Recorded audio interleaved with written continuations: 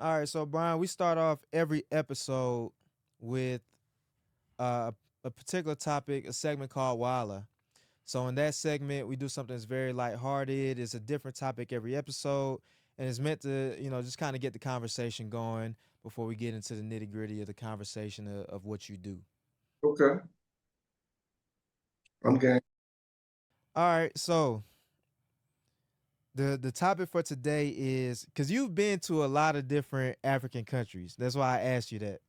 So the question I had is, which African country has the best dancers and the best music? Oh, that's a good question, man. All right, well, I'm gonna just go a little quick. Let me just tell you how I feel. So I've been all across the continent of Africa, north, south, east, west, central. And I've studied a lot of the traditional dances from different parts of the continent. And every region, it seems to have its own. What I'm gonna say initially, my favorite dance on the continent, hands down, there's two. I'm gonna do two, okay? My favorite dance on the continent right now is the dance of the Zulu people in Southern Africa. I love that dance. Mhm. It's incredibly unique, very, very strong, fantastic. But there's so many traditional dances that I love in every part of the continent.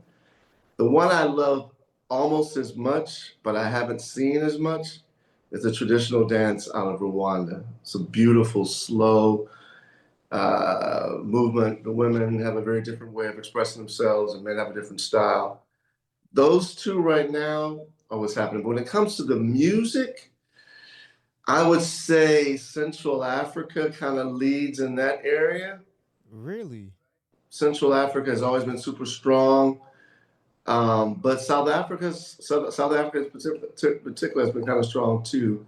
But when it comes to, let me just throw something else. When it comes to the topography and the land, I got to give that to East. I think East has the look.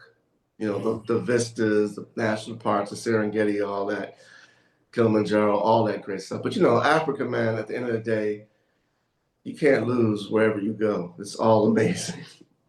Yeah. That's No, beautiful. that's surprising. That's very surprising. I mean, I think I Why, would. why is it surprising? Talk to me. Well, so I think like with the dance, I think South Africans are the best dancers. Facts. So you saying the Zulu people? I know that that's Southern Africa, so I can see that.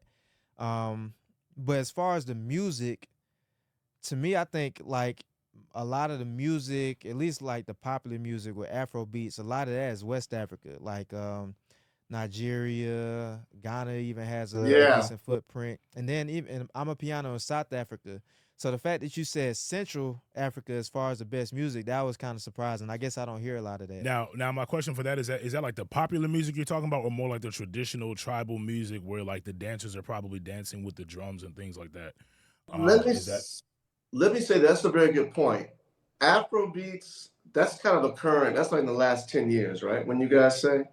yeah, Yeah, yeah. yeah, when it So really I blew would up. say West Africa right now, today, Afrobeats, West Africa, choose a country is coming out of those countries. But prior to Afrobeats and Amapiano, let's say 20 years ago, Central African music out of the DRC, the Republic of Congo, Mm-hmm. was probably one of the most dominant music forms that you would hear from the continent.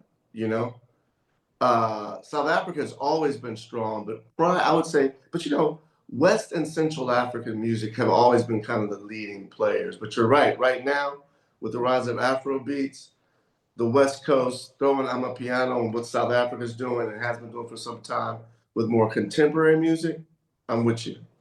Who are some of the artists, Central African artists that you listen to? Oh my God, man! Now, see, I'm gonna be honest.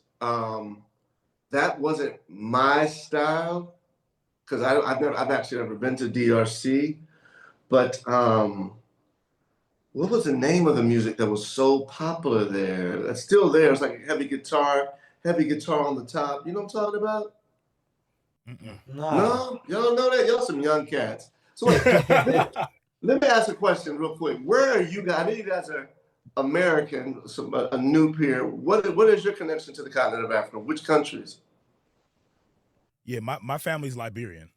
Okay, shout Yeah, out. I was born and raised here, but my family is from I'm first generation. All right, Liberians. That's like African Americans returned. I got it. Okay. Yeah. And I'm Sierra Leone with Oh, y'all ties to both from the same Liberia. parts. Yeah. Yeah, So we're both West Coast, so yeah, we West might be a all little day. biased. yeah. Okay, yeah. Let me look. You know, we should look that up. I mean, that'd be a good little assignment. Any other listeners who are listening to African music, let's say 30, 40 years ago, you would know that the Central African Republic, or not, Central Africa was a hotbed for music back in the day. You know, after Fela, all that. But yeah, but right now, I think you guys are right. West Coast has it with the Afro beats. So you're saying this time frame that you're talking about is like the 90s or even before the 90s up until Yeah, like maybe the 20 early 80s, 2000s, 80s, 90s. 80s, 90s. Okay. That was a Okay. dominant period. That was the dominant music that we would hear most over here. In fact, you know, it was called. Some people used to call it Afro pop before we call it Afro. I mean, that was Afro I've beats. heard that You know, term. I've man, heard, yeah. I've I've I've been heard heard that going Afro term. back and pop. forth to Africa, man, for maybe since I was. I mean, for over 30, 40 years. So I have a, you know, I've been dealing with the continent for quite some time. Hmm. Okay. No, that's interesting because I never heard that perspective. I Yeah, guess I've started listening to African music more. But we grew up listening to some of it, yeah, but it was a lot more like kind of older stuff. We also listened to a lot of Caribbean. I think when I started listening to it myself, it was when in 2014 we went back to Sierra Leone for no in 2009 actually. I was 14. We went back to Sierra Leone for the first time at that point, and a lot of African music. A lot of it was out of Nigeria, and yeah. then like through the end of high school, college, and really when I really started listening to the point where like it became one of my main music genres was not until like 2020, and at that point Afrobeats had already took over. So I guess looking back, there's definitely other aspects to it that I never even thought of. No, you should, man, because you know, South Africa, of course, has a rich, long history. Southern Africa has a rich, long history. You know, the rise of Afrobeats. I've been very excited to see how that has become so popular, and the movements and the dance forms that are popping up nonstop. You know, and you know, my company is Step Africa, one of the largest African American dance companies in the world, and we spend a lot of time on the continent of Africa. So my artists love those dance forms, love that music style. But as someone who's been dealing with Africa for over 40 years, you know, I've seen prior to the rise of Afrobeats, there were lots of different cultural traditions and music styles that were popular, that made it over here, that were pretty popular, but nowhere near the popularity of what we see now with Afrobeats. Yeah. Okay. No, we got a little homework assignment. Us and our viewers, go and do some research. We know a lot. Afrobeats is popular. Burna Boy, DeVito, Wizkid, they're popular. But let's look at some of the history. Go back into learning what was going on in Central Africa and Southern Africa. Learn that music so we got some context as to how we got here. Yeah, and if you're gonna look at that, man, you gotta look at people like Youssou N'Dour from Senegal. You gotta look at um, Salif Keita out of West Africa. Can't remember which country he's from. You gotta look at Fela and what he was doing in the 70s. I know fella. Yeah, I know fella. Yeah, I've heard Yeah, of fella. Fela out of Yeah, Nigeria. I mean, these are yeah. massive musicians that have let the groundwork for what we see now. Now, what we see now is very hot, but Africa's been doing this for quite some time. Yeah, yeah. Yeah, there's a They long list of artists. they walk so Burna Boy and DeVito can run.